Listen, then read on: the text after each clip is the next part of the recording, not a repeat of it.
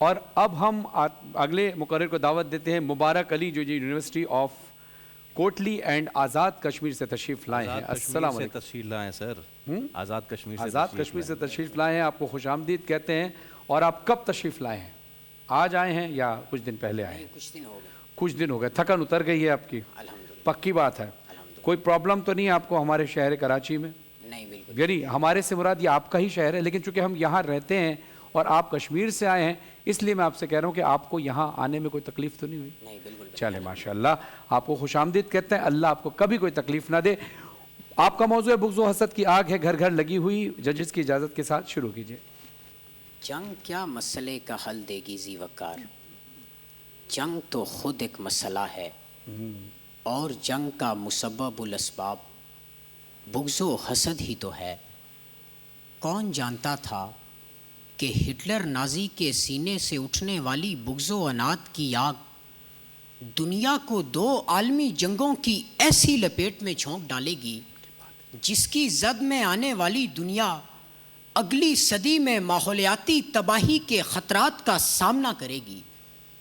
کسے خبر تھی کہ 9/11 کے 2 جہاز ٹکرائے تو کارپوریٹ دنیا کی 2 اونچی عمارتوں سے تھے، مگر اس سے لگنے والی نفرتوں اور بغض و حسد کی آگ کا نشانہ پنشیر کی چراگاہوں میں محبت کرنے والے وہ چرواہے تھے جنہوں نے کبھی بندوق کی شکل تک نہیں دیکھی تھی.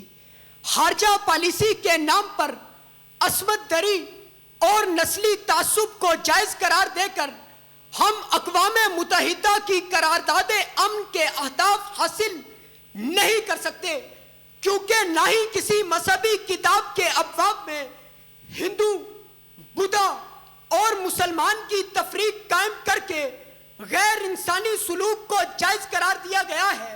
ہیمنگوئے کے فکشن سے لے کر گرو نانک کے گردوارے تک اور میثاق مدینہ سے لے کر سیمیول ہنٹنگٹن کے نئے تہذیبی تصادم تک عالمی انسانی وقار کا واحد حل اگر کسی جذبے کو بتایا گیا ہے تو اس کا نام محبت ہے ذی وقار. چونکہ بغض و حسد تو شر والوں کا کھیل ہے، اس سے نہ غزہ کے مسئلے کا حل نکلے گا اور نہ ہی ہمارے صوبائی اور لسانی تعصبات کا خاتمہ ہوگا. اگر کچھ ہوگا تو وہ محض ایک اور نفرت کی آگ اور بغض و حسد کی لہر ہوگی کہ دل کے ببولے جل اٹھے سینے کے داغ سے.